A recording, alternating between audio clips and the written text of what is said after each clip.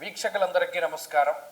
2026వ సంవత్సరం తులారాశి వారికి ఏ విధమైనటువంటి ఫలితాన్ని ఇవ్వబోతూ ఉన్నది అనేటువంటి విషయాన్ని క్లుప్తంగా ఈ వీడియో ద్వారా తెలుసుకునేటువంటి ప్రయత్నం చేద్దాం. ఇది ఆంగ్ల సంవత్సరం, మన తెలుగు వాళ్ళ పండగ కాదు. అయినప్పటికీ చాలామందిలో ఉండే కుతూహలం ఏంటంటే ఈ నూతన సంవత్సరం మరి గ్రెగేరియన్ క్యాలెండర్ ప్రకారం మారుతోంది కాబట్టి ఇది ఎలా ఉంది తెలుసుకోవాలనేటువంటి ప్రయత్నం చేస్తారు. అందులో భాగంగానే ఈ దీర్ఘ సంచార గ్రహాలను బట్టి అలాగేనేమో ఉన్నటువంటి జ్యోతిష పరిజ్ఞానాన్ని బట్టి ఈ వీడియో చేయడం జరుగుతున్నది. అయితే కొంతమంది దీనిలో అత్యుత్సాహాన్ని ప్రదర్శిస్తున్నారు చెప్పేటువంటి వాళ్ళు. ఎలాగా దీనికి రాజపూజ్య అవమానాలు, దీనికి ఆదాయ వ్యయాలు చెప్తూ ఉన్నారు. ఇది ఖండించండి, ఇది మన సంస్కృతి కాదు. అసలు రాజపూజ్య అవమానాలు చెప్పలేరు, ఉగాదికి తప్పితే మిగతా ఈ కొత్త సంవత్సరానికి చెప్పలేరు.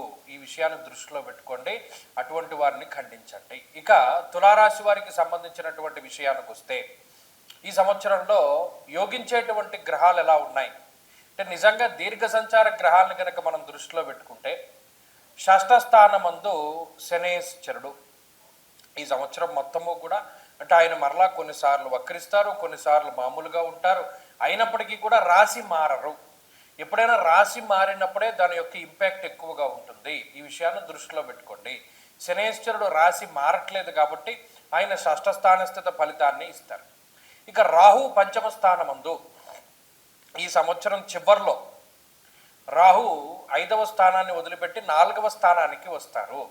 అప్పటి వరకు పంచమ స్థానం అనేటువంటిది అంత పెద్ద ఇబ్బందికరమైన స్థానం కాదు. డిసెంబర్ నెల మధ్యలో వచ్చినా కూడా మిగతా రోజుల్లో ఆ ఇంపాక్ట్ పెద్ద ఉండదు.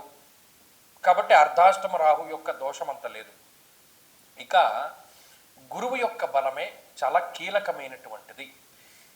జూన్ 2వ తారీఖు వరకు 9వ